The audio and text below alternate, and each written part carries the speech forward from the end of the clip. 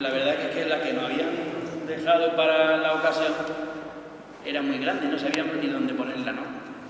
Gracias a nuestros compañeros, la Hermandad del Nazareno, que de momento se han puesto en 5 minutos, lo han montado. Bueno, muy buenas tardes, ¿no? A todos los aquí presentes. Presentar al ponente de esta tarde es para nosotros un placer. Francisco Juan Martínez Rojas, deán de la Catedral de Jaén. Nacido en Vilches en 1961, ha sido galardonado con la Medalla de Andalucía, concedida por el Consejo de Gobierno de la Junta de Andalucía. Francisco Juan Martínez Rojas es eclesiástico de sólida formación intelectual. Es doctor en Historia de la Iglesia por la Pontificia Universidad Gregoriana y diplomado por el Pontificio Instituto de Arqueología Cristiana de Roma.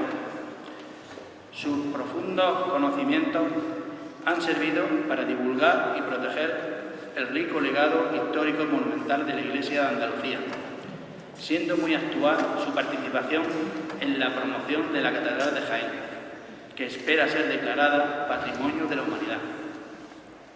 Junto a su labor pastoral, ha desempeñado una tarea docente en los seminarios diocesanos de Jaén y Granada, como profesor de la historia. Un lujo de conferenciante para esta tarde, donde nos encontramos en torno a la cruz.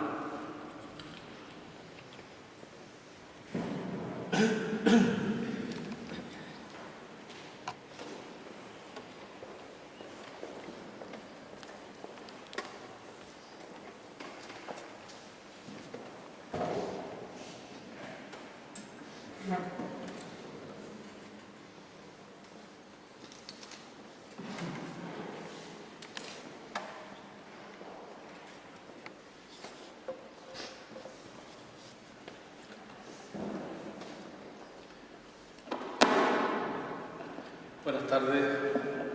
He cambiado un poco el color de las inscripciones del PowerPoint porque sale demasiado claro, entonces estaban en blanco y prácticamente no se distinguía del fondo.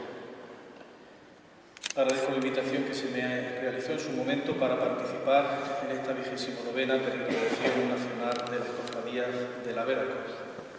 Y espero, con mi intervención, ofrecer una síntesis del origen histórico de estas cofradías, partiendo, voy prácticamente a seguir un esquema tripartito, partiendo de la evolución a la devoción a la cruz de Cristo a lo largo de la historia, desde sus orígenes neotestamentarios, pasando por dos capítulos fundamentales que son la intervención de Santa Elena, madre del emperador Constantino, y la influencia que tiene en la devoción y en el arte también la recuperación de la cruz, la parte de Jerusalén por parte del emperador Heraclio de manos de los persas.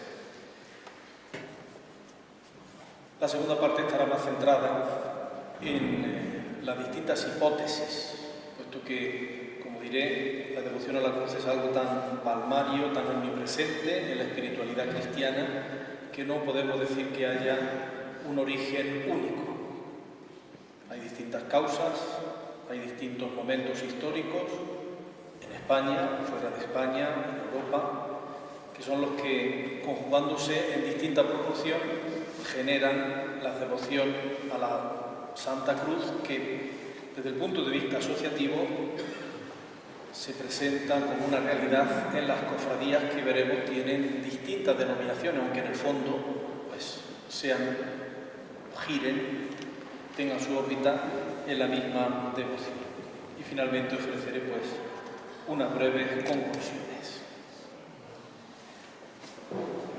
Es obvio afirmar que la cruz pertenece al núcleo más primitivo y esencial del mensaje cristiano. San Pablo, en uno de los primeros escritos del Nuevo Testamento, la primera carta a los Corintios, al resumir ese corpus doctrinal que él había recibido por tradición y que transmitía a los cristianos de aquella ciudad griega, le dice al inicio de la carta, en su capítulo primero, que él no se preciaba de haberse presentado en Corinto conociendo sino a Cristo y este crucificado. Posteriormente, en el capítulo 15 afirma: además os declaro, hermanos, el Evangelio que os he predicado, el cual recibisteis, en el cual también perseveráis, porque primeramente os he enseñado lo que asimismo recibí, que Cristo murió por nuestros pecados, conforme a las Escrituras, que resucitó, que se apareció a Cefas, después a más hermanos, etcétera, etcétera. Implícitamente, al hablar de la muerte de Cristo, el apóstol se está refiriendo lógicamente a la cruz. Por esa centralidad del madero Salvador, Pablo se enorgullece de gloriarse en la cruz de Cristo y de no pretender otra cosa que identificarse tanto con Cristo, con ese Cristo que, como hemos rezado en las vísperas de primera víspera del domingo ya, este sábado por la tarde, siempre es el himno, tercer himno que ofrece la liturgia, tomado de la carta a los Filipenses, capítulo 2, versículos del 6 al 11, ese Cristo que, siendo de condición divina, no hizo alarde de su categoría de Dios, sino que al contrario se despojó de su rango y tomó la condición de esclavo, pasando por uno de tantos. Y así se rebajó hasta someterse incluso a la muerte, mortem autem crucis, dice el texto de San Jerónimo la Vulgata. Muerte y muerte de cruz. Como consecuencia, en la misma carta a los Filipenses, San Pablo se muestra identificado con Cristo crucificado hasta el punto de querer, dice textualmente, conocerle y conocer el poder de su resurrección y la participación de sus padecimientos, hasta llegar a ser semejante a él en su muerte. Sin embargo, sabemos por la tradición que quien se hizo semejante a Cristo en su muerte fue San Pedro, crucificado cabeza abajo, y no San Pablo, que fue, por ser ciudadano romano, decapitado.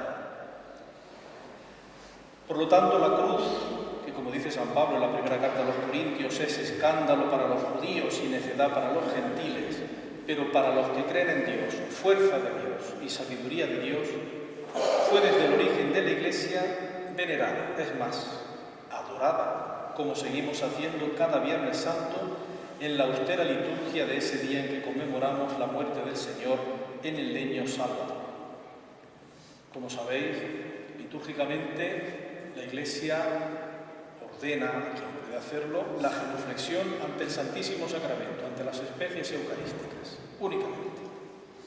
Las imágenes de los santos se veneran o con un beso, con una inclinación de cabeza, pero nunca una genuflexión, excepto la Santa Cruz el Viernes Santo. Y se le llama a esa segunda parte, después, a esa tercera parte de la liturgia del Viernes Santo, la lectura de la Pasión de San Juan, la oración universal de fieles, la adoración de la cruz. Adoración. Pero no podemos olvidar algo importante, y es que esa devoción iba, podríamos decir, en disonancia con el ambiente general que se vivía tanto en el mundo judío como en el mundo pagano. En el mundo judío, como sabéis, la cruz era signo de maldición divina.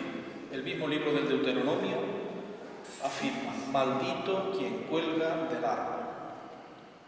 Por lo tanto, el gran obstáculo para muchos judíos era que el profeta de Nazaret, que había sido crucificado y por lo tanto maldito por el mismo Dios, pudiera ser el Mesías, el Salvador.